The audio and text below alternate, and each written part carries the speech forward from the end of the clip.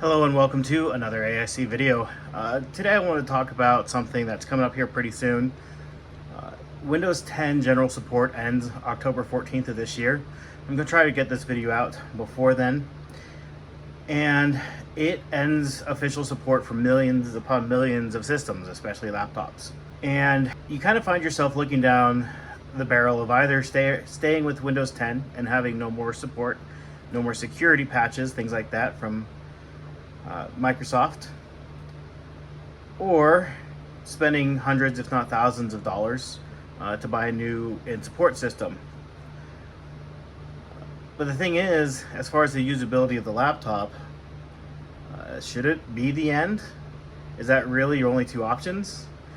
Here we have my EliteBook 2570p rocking a 3rd gen Core i7 CPU. I did upgrade this to a 4-core processor, and that is 5 generations older than the officially oldest supported CPU from Intel, which would be an 8th gen Core i5, i7. And as such, according to Windows, killing support on this laptop should be dead, at least as far as Windows goes. But looking at this laptop, it's cosmetically like nearly perfect, right? Like there's some sticker residue in a couple places, but you know, it's fine. The battery still holds a charge. It still powers on. The screen's still good. There's no bright spots or damage to the screen at all. In a lot of ways, to me, it's like crushing in a car because the government decided that people should be switching to, I don't know, an electric car. There's nothing wrong with electric cars, but just because they exist doesn't magically make internal combustion engines completely obsolete either. I know that a lot of people can and should switch to Linux. And if you've ever been wondering about switching to Linux, this is probably your time to go ahead and try it. There's a lot of good distros out there. I have my particular favorites, but do your research. MX Linux, Linux Mint, Ubuntu, Debian. There's a ton of options out there, but you know, it's different. And I know that there's a lot of stuff that people do on computers that requires Windows. It requires a Microsoft operating system. A lot of gaming is Windows only, a lot of Office applications. There's a lot of applications I use for work that are not available on Linux. So it's simply not an option for me to use Linux in a lot of applications. There's also a level of comfortability that people have, and being forced to switch to a new operating system and learning how things just work may be above somebody's capacity or their time to learn. There are a lot of people who barely use computers at all and are grateful that the computer just turns on and every time they push the button. And major changes are out of the question, and switching to Linux is a major change. As much as a lot of Linux is really good, a lot of it requires a whole new mentality in basic functions. So people do need to use Windows. They need to be in support. Why should they be forced to dispose of their current physical system and upgrade at great expense? Can you reasonably use that system if they can get Windows 11 installed in it? First of all, it's actually super easy to install Windows 11 on an unsupported device. I demonstrated that in a previous video I did. I've continued to get Windows updates and drivers updates on those systems. I did the upgrades on, and I've done several. These two laptops here have a T440p and a ZBook 14 Gen 2, and then my EliteBook 2570p, all running Windows 11, all getting continual updates and patches and drivers and everything. So if you can install it on these systems and get all that, why wouldn't you? Now, as a disclaimer, my thoughts in this video are aimed at those who either have hardware that falls into some guidelines I'll talk about later and do not want or have the means to upgrade.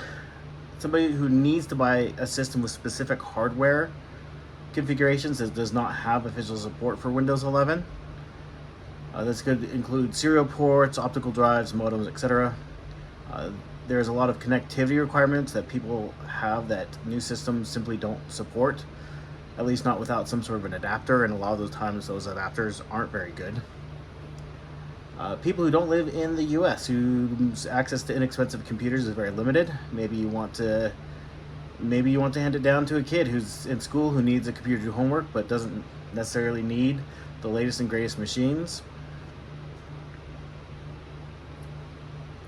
Maybe you have an elderly family member who also just needs a computer to check emails. You could also use it as a file server or maybe a Minecraft server. If you're a computer enthusiast, I'm not really talking to you.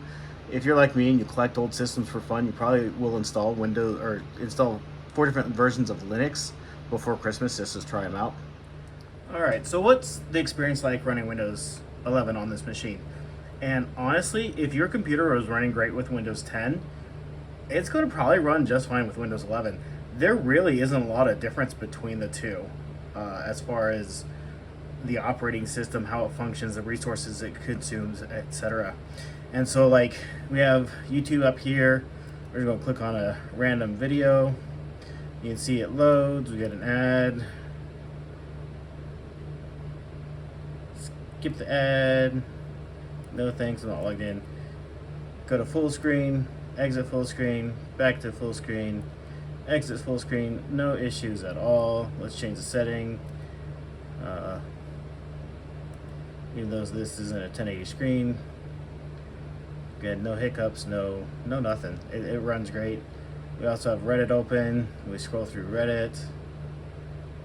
You know, scrolling just fine, no issues. Able to, again, I'm not logged in, so hopefully it's just showing just generic whatever. And you know, no problems at all browsing the internet. Go to Google. Let's look up you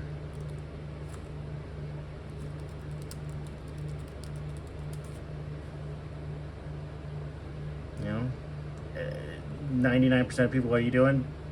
Googling stuff, checking Facebook or Reddit, watching stuff on YouTube, right? All that works just fine. Now, if I were to compare this to, say, my P1 Gen 7 with its Ultra 9 and 4070, yes, this would be slower. Like, you could tell that this has just that slight hesitation, I guess you could say. But unless I'm doing a direct comparison, it's fast enough that I don't feel like I'm being impeded at all. I don't feel like my workflow is in any way hampered from being able to do the things I need to on these older machines. Now, if you're doing something that has a very heavy CPU task on it, like if you're doing video editing, or if you're trying to, I don't even know, encode games, or you're trying to, you know, anything like that, yeah, it's going to be a lot slower, obviously, than a newer system. But for everyday stuff that 99% of people do on computers, it's going to be more than sufficient. And most of the work I do, a lot of the work I do is web apps, which I think is what is the case for most people anymore. So as long as your web browser works, you're good to go. Now there's a little bit of a caveat, and we'll talk about that when we talk about hardware. But somebody might say, what about gaming? Well, I did install a game on here or two. Let's go ahead and bring that up. So I installed Hollow Knight on here, Silksong, because that's a game that just came out that's really popular.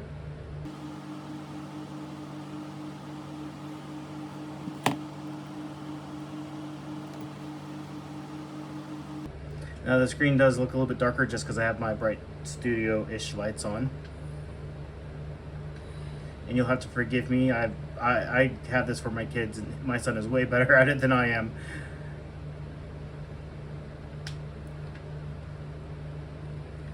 But as you can see, we get no delay. It's an extremely playable frame rate.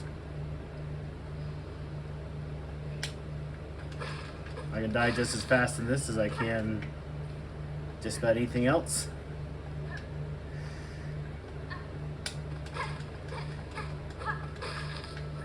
See?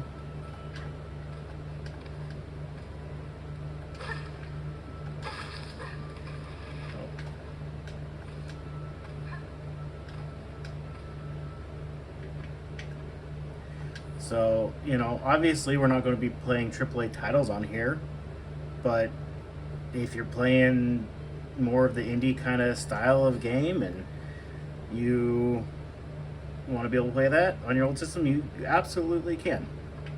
It runs great on here. Now, I did say that we need to talk about hardware a little bit. So most of what I'm going to say is very personal opinion, and you don't have to agree with me, but I have a lot of experience with a lot of laptops and installing Windows 11 on them, and so this is my recommendation. I think it's a good recommendation. So if you don't agree with me, feel free to tell me that down below, but we'll go ahead and bring up properties here. First of all, you do not want a non-Core i processor or a Ryzen CPU. So that means none of the Pentiums, the Celerons, AMD A series chips. The performance of those was not great when they were new, and you're going to have a bad time. I also wouldn't do any Core i3 systems either. If you have one of those, go ahead and save your money and upgrade to a newer laptop.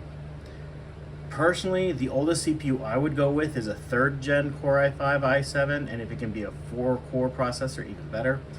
I've used the Core 2 Duos and 2nd gen Core i5, i7. Specifically, I had an X220, and I wanted that because I really liked the keyboard on it and wanted to type on it.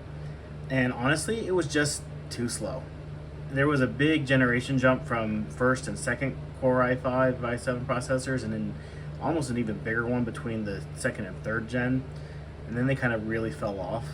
And with my X220 with its 2nd gen Core i7, it basically ran the CPU a lot. Like, it was almost never idle, and so that really impacted the heat of the system and the battery life. Like here we're sitting, bring up a graph here just so we can see the graph. So we're sitting, pretty close to idle, 0%, 2%, 1%. So it, for whatever reason, in my experience, the 2nd gen Core i processors really were worked a lot harder than the 3rd gens with Windows 11, especially once you hit anything that's web browsing or anything. The other thing is, and this again is a personal preference, I would not want a laptop with just a USB 2.0 port. I'd want at least one USB 3.0 port. I know that there are some 2nd gen systems that you can get it on, but it was standard by 3rd gen, and that's what I'd go with. If you ever have to transfer files or anything, it's so much faster. If you're having to use any, like if you have a camera or a phone or anything like that, USB 3 is just so much faster than USB 2. It's not even a question. Second thing is the system must have 16 gigabytes or be upgradable to 16 gigabytes of RAM. Not all systems are upgradable. If they only have one RAM slot, you can't upgrade it. Windows uses a decent amount of RAM, but then the real issue is modern web browsers just consume RAM like it's candy. And there's a huge performance difference between a laptop with 8 gigs and a laptop with 16 gigs. And 4 gigs is out of the question. You're not going to work with just 4 gigs. I mean, you can see right now we have, I'll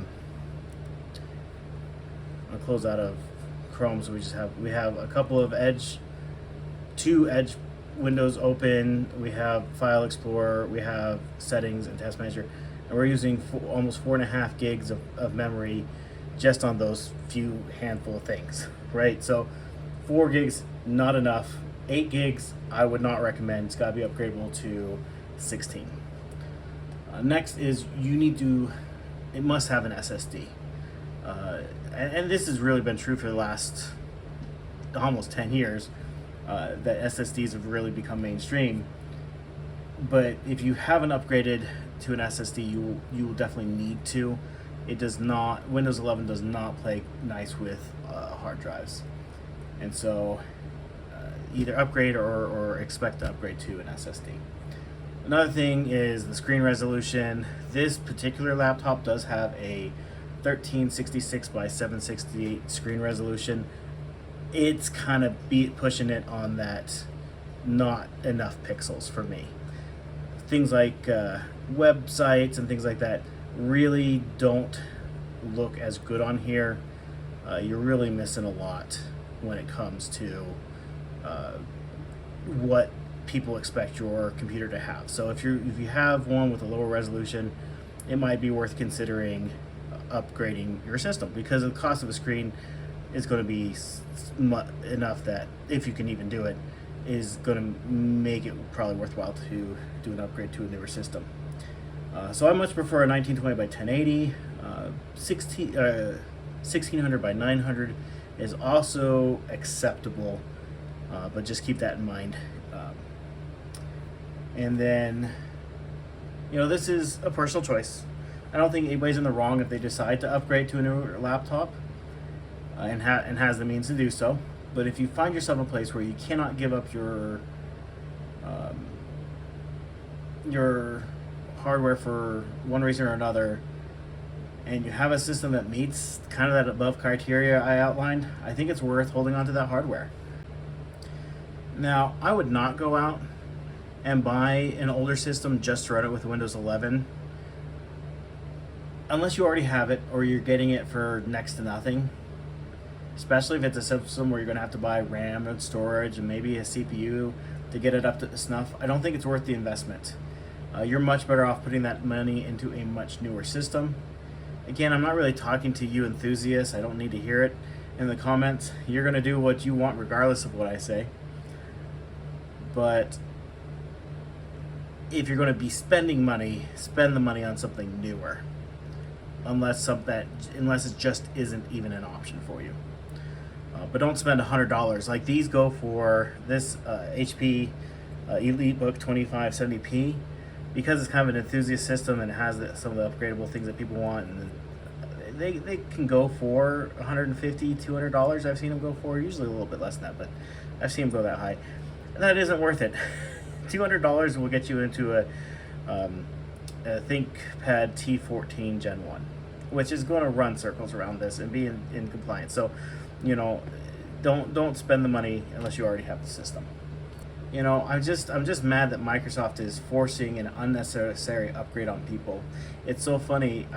I'm old, and so I grew up with computers in the 90s, and every new computer, every new CPU was such a massive upgrade from the old one, and each version of the operating system was such a massive upgrade from the old one that it really pushed people to get into new hardware.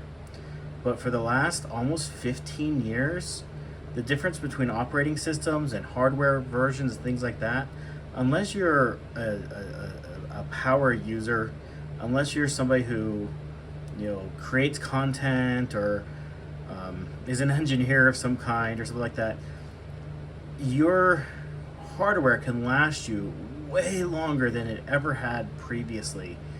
And these artificial aging out things should be illegal, honestly, and shouldn't be allowed. So I'm hoping that this video reaches those who are kind of in that situation where you have your older system, you're not quite sure what to do with it, and you want to keep using it.